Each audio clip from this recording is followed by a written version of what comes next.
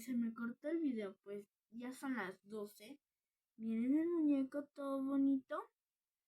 Me lo he pedido en Amazon desde 100 soles. Su chaqueto y su polo. Lo voy a guardar literal igualito como estaba. Su mochilita lo voy a guardar en su mochila. Les voy a contar que yo vivo en Villarrica, en un pueblo de Villarrica que se llama así, que tengo toda la colección. Yo voy a intentar hacer un video de todos los muñecos de Monster High, de Ladybug, de los Labubus, de los Funkos, de los autos. Tengo cantidad, Dios mío, de juguetes que me encantan. Colecciono. Gracias a ustedes, porque ustedes me ayudan a apoyar y no tener miedo a hacer videos. Por eso estoy aquí y voy a enseñarles mis videos. Si este video tiene más de 10, o sea, estoy avanzando poco a poco, pero este video si tiene más de 10 likes, les juro que voy a hacer video de todo literal. También les voy a hacer un video de cómo estoy limpiando mis juguetes porque estoy en Lima y pues mañana voy a viajar a ese lugar.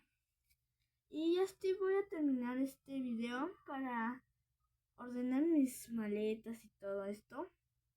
Y así voy a terminar, ¿ok? Me dan like a este video, por favor. Quiero que llegue alto nivel. Quiero ser un youtuber de colecciones de muñecos. Y obvio que voy a ser bueno con ustedes y los que ustedes me pidan, voy a conseguir esos muñecos. Se me dicen, hola Joaquín, quiero que me consigas la colección de Harry Potter, los muñecos o los Funkos de Shrek de la película 5 tal vez. Pues esas películas. O me pedirán en unas cositas de eso, como ¿no? Pues ya voy a terminar mi video porque tengo que alistar mis maletas para viajar.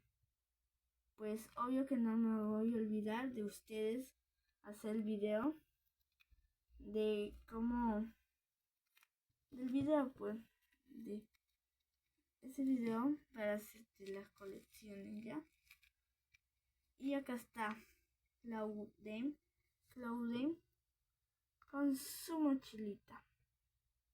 Pues también me pueden seguir en TikTok, Juacotoyos, igualito el nombre que mi youtuber, de mi YouTube, Juacotoyos.